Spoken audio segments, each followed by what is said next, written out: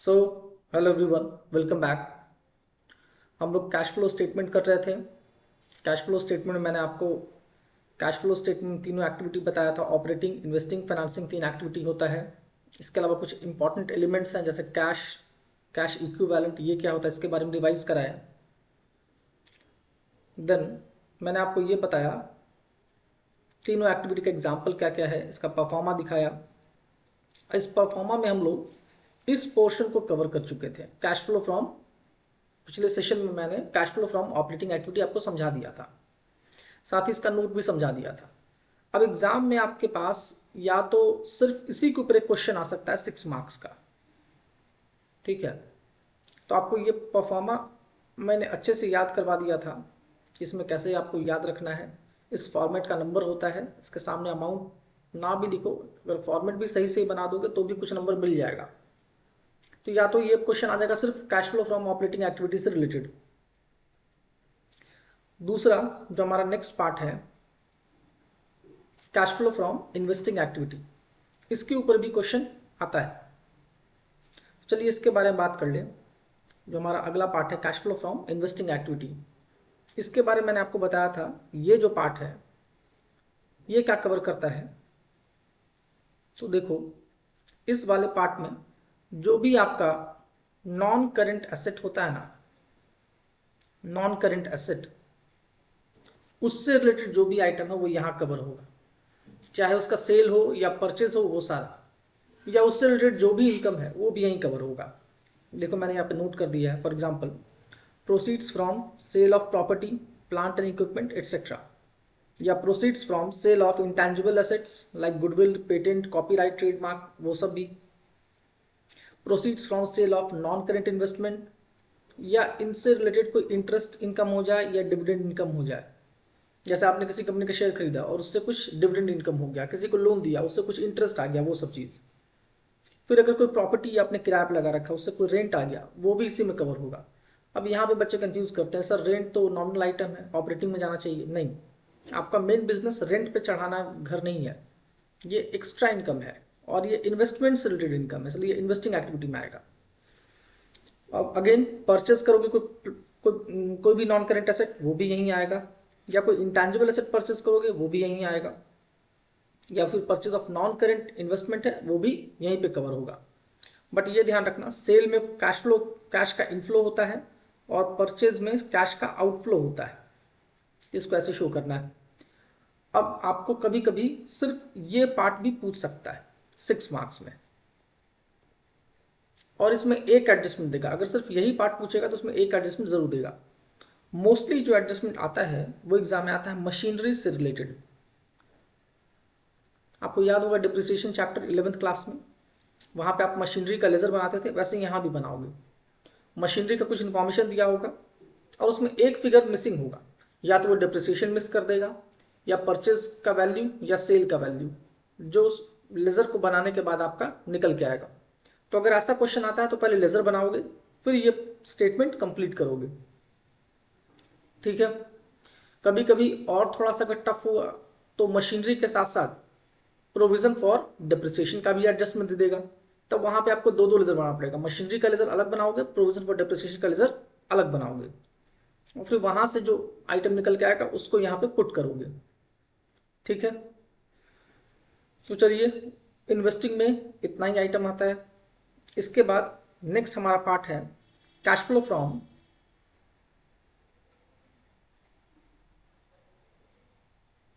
Next हमारा part है cash flow from financing activity. ये क्या कहता है, तो इसके बारे में मैंने आपको बताया था कि जो फाइनेंसिंग एक्टिविटी है उसमें आपको बताया गया है कि जो भी नॉन करेंट लाइबिलिटी है, नॉन करेंट लाइबिलिटी, करेंट नहीं, उससे रिलेटेड जो भी ट्रांजेक्शन है ना वो यहीं आएंगे फाइनेंसिंग एक्टिविटी में। अब या तो उसके इशू करने पे कुछ पैसे, जैसे for example proceeds from issue of shares या डिबेंचर, ये एक इनफ्लो है, ये भी यहाँ पे शो होगा। या फिर proceeds from other long term borrowing, किसी से लोन लिया, वो भी यहीं पे शो होगा। और सीबीएसई के सर्कुलर के अकॉर्डिंग अगर शॉर्ट टर्म बोरिंग है तो वो भी फाइनेंसिंग में आता है, जैसे फॉर एग्जांपल बैंक ओवरड्राफ्ट या फिर कैश क्रेडिट, ठीक है, उनका इंक्रीज या उनका डिक्रीज वो भी आपका फाइनेंसिंग एक्टिविटी में ही आएगा। इसके अलावा इनसे रिलेटेड कुछ आइटम हैं, जैसे पेमेंट ऑफ इंटरिम डिविडेंड या फिर payment of propose dividend of previous year. मैंने बताया था आपको प्रीवियस ईयर का जो प्रपोज डिविडेंड है वो करंट ईयर में फाइनल डिविडेंड के तौर पे पे होता है। कैसे? तो एजीएम में वो प्रपोजल रखा जाता है, बोर्ड ऑफ डायरेक्टर वो एजीएम प्रपोजल रखते हैं, शेयर होल्डर्स को अप्रूव करते हैं और उसको नेक्स्ट ईयर पे किया जाता है। फिर इसके अलावा कोई बोरिंग है उसके ऊपर कुछ इंटरेस्ट पे किया वो भी यहीं पे जाएगा। कुछ इंटरेस्ट पे किया अगर शॉर्ट टर्म बोरिंग के ऊपर, जैसे ओवरड्राफ्ट, कैश क्रेडिट, वो भी यहीं पे शो करेंगे। अगर कोई रिडम्पशन ऑफ डिबेंचर है या रिपेमेंट ऑफ लोन है वो भी यहाँ पे शो करेंगे। देखो मैंने नोट ही कर दिया, रिडम्पशन ऑफ डिबेंचर या प्रेफरेंस शेयर दोनों। ठीक है, इसके अलावा डिविडेंड वगैरह तो कवर हो ही गया। तो ये सारे एक्टिविटीज आपके यहाँ पे कवर हो जाते हैं। इसमें भी छोटा मोटा एडजस्टमेंट दे सकता है, बट मोस्टली आपको ये पोर्शन भी पूछ सकता है 6 मार्क्स में। आजकल क्या कर रहा है ना एग्जाम में, पहले कंप्लीट क्वेश्चन पूछता था पूरा परफॉर्मा का, अब ये इंडिविजुअली भी पूछ रहा है अलग अलग एक्टिविटी का, और उसमें छोटे मोटे कुछ एडजस्टमेंट्स दे देता है। एनीवे हम लोग पहले पूरा परफॉर्मेंस समझ लें, बाकी अपने आप समझ आ जाएगा आपको। अब इन सारे एक्टिविटी का जो नेट अमाउंट है वो आप निकाल लोगे। जैसे फाइनेंसिंग से आ गया, ये आ गया मान लो फाइनेंसिंग से, ये आ गया इन्वेस्टिंग से, ये आ गया ऑपरेटिंग से।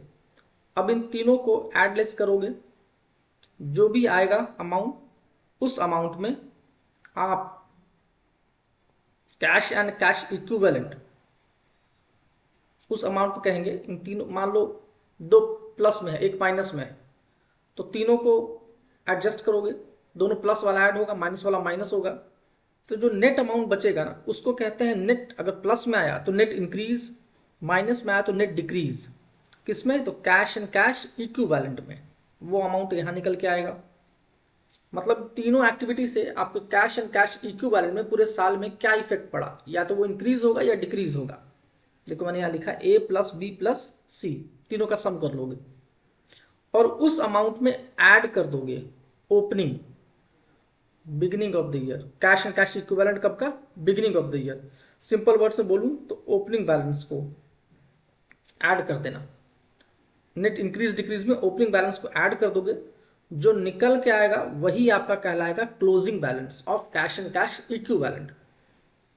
वो क्या कहलाएगा? Closing balance of cash and cash equivalent का at the end of the year. ऐसे लिखते हैं, cash and cash equivalent eight the end of the year. यही आपका फाइनल आंसर बन जाएगा। या तो एग्जाम में दिया रहेगा या फिर आपको ये निकालना पड़ेगा।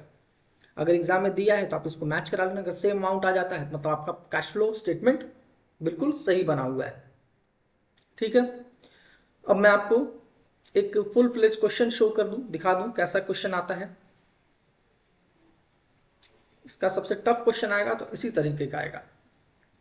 ये आपके एग्जाम का ही क्वेश्चन है, 2 साल का डाटा दे देगा आपको। ये रहा, देख लो 2 साल का डाटा है। एक बैलेंस शीट दे दिया, उनमें ये सब आइटम दे दिया, फिगर्स दे दिया, नोट्स टू अकाउंट भी दे देगा आपको, और ये देगा adjustment, tax provided during the year, depreciation कितना चार्ज हुआ, नॉन करेंट इन्वेस्टमेंट कुछ एडजस्टमेंट है वो शो कर दिया, कुछ एडिशनल डिबेंचर वगैरह इशू कर दिया वो शो कर दिया। अब इन सबको एडजस्ट करने के बाद आपको एक कंप्लीट कैश फ्लो स्टेटमेंट बनाना पड़ता है इस परफॉर्मा के अकॉर्डिंग, जो हम लोगों ने यहाँ पे पढ़ा था। ठीक है, और ऐसे क्वेश्चंस आपके मैक्सिमम आते हैं हिंदी क्वेश्चन में 6 मार्क्स का। अब रिवीजन में इससे ज़्यादा डिटेल कराना बहुत मुश्किल है, क्योंकि ये चैप्टर थोड़ा बड़ा है। अगर मैं इन एडजस्टमेंट्स में जाऊंगा तो पूरा पूरा चैप्टर ही हो जाएगा। अगर आपने इसको पहले से कर रखा है तब तो ठीक है, वेल एंड गुड, आप इसको कंटिन्यू करो। बट अगर इस चैप्टर को पहले से नहीं पढ़ रखा है तो लास्ट टाइम में मैं नहीं सजेस्ट करूंगा आप इसको करो। आप इसका बस परफॉर्मा जितना मैंने बताया उतना ही करके जाओ, जितना अटेम्प्ट होता है अटेम्प्ट जरूर करना, बट लास्ट मोमेंट पे इसको कवर करने की कोशिश करोगे तो बहुत मुश्किल है इसको कवर कर पाना, क्योंकि इसको पढ़ाने में ऑलमोस्ट हम लोग को कम से कम 12-15 क्लास मिनिमम लगता है, जल्दी जल्दी पढ़ाएंगे तो। अदरवाइज 20 से 25 क्लासेस भी जाते हैं इसमें। ठीक है, क्योंकि सारे एडजस्टमेंट को सिखाना पड़ता है, फिर उसका ट्रीटमेंट सिखाना पड़ता है। एक प्रपोज्ड डिविडेंड का एडजस्टमेंट है, फिर प्रोविजन फॉर टैक्स का एडजस्टमेंट है, तो बहुत सारे एडजस्टमेंट इसमें कवर करने पड़ते हैं। तो चलिए, आई होप आपको समझ में आ गया होगा। यहाँ पे आके आपका कैश फ्लो का रिवीजन कंप्लीट हो गया। ठीक है, सो चलिए इसको यहीं पे रोकते हैं। Thank you.